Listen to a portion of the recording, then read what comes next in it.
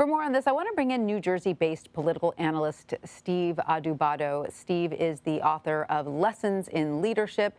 Steve, welcome. Great to have you with us. So you have covered politics in New Jersey for 3 decades. You served as New Jersey's youngest state senator in the 1980s. There are few people with more insight into the game than you. So Governor Murphy's victory is razor thin. Did you see that coming? And why did polls and predictions struggle to call this race? First of all, it's great to be with you, but I have to tell you, I didn't see this coming. And anyone who says they saw it to this degree or that it would be this close is lying to you. Yes, in the introduction, you said New Jersey is a blue state.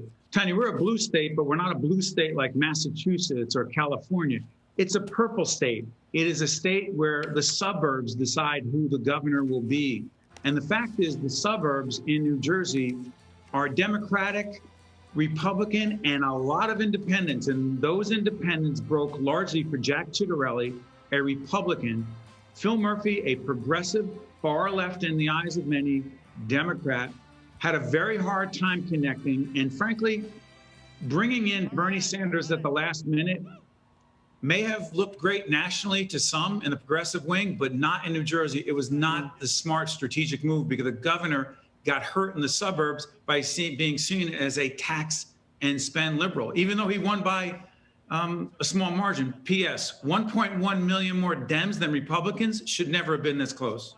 Interesting. So what impact do you think this particular election will have on the midterms? Is there anything in particular we should be looking out for, specifically in New Jersey, which seats could be vulnerable?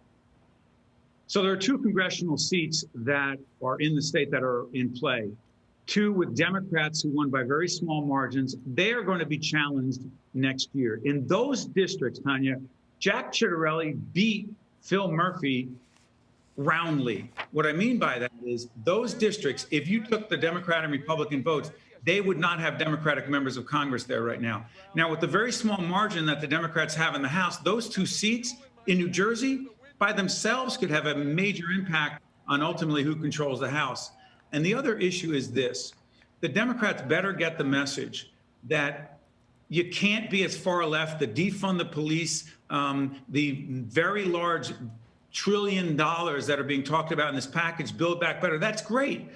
But in New Jersey, there are Democrats who are more moderate and want to know what things cost. And frankly, Phil Murphy and some of the other Democrats don't seem to get that message. So aside from bringing in Bernie Sanders, what do you think cost Governor Murphy the most votes? And what was Jack Ciattarelli able to do to galvanize voters?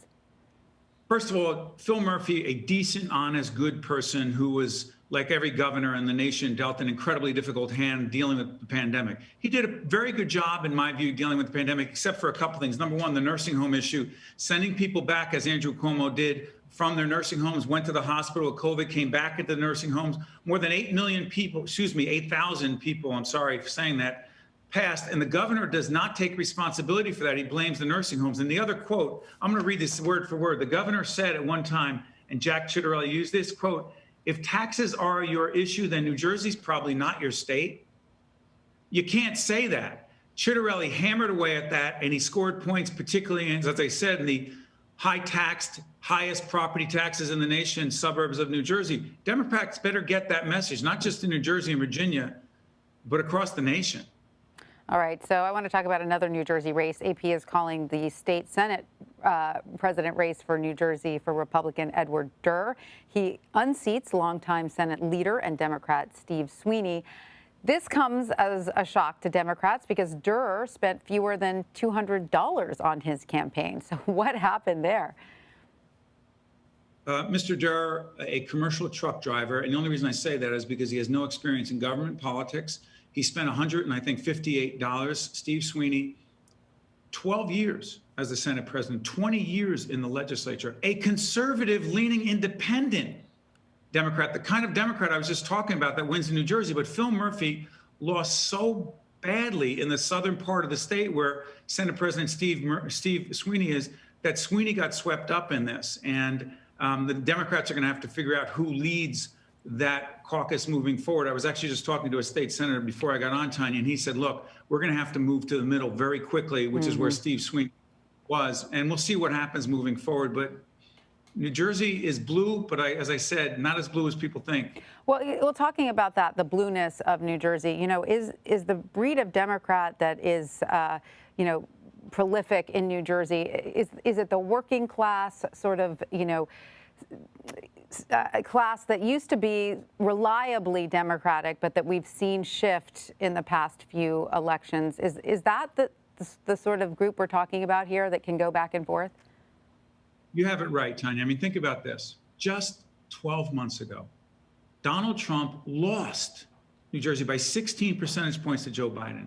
And in all the districts, all the suburbs we're talking about, Trump didn't win. Trump is not liked in the New Jersey suburbs. Yes, he has some popularity, but it's not Alabama. It's not Mississippi. It's not a lot of other states or Texas.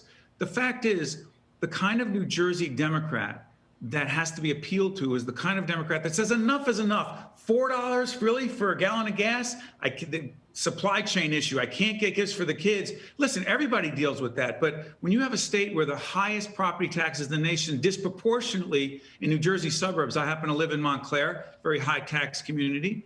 The bottom line is this. If you basically say free this, free that, and you're not going to tell me how to pay for it, and when you do, you tell me, well, just take more money from people who've earned a few bucks. That's not going to sell in New Jersey or nationally, in my view, particularly in the suburbs of the state and nation. All right. Well, Steve Adubato, thank you so much for joining us. We appreciate your perspective. It's my pleasure, Tanya.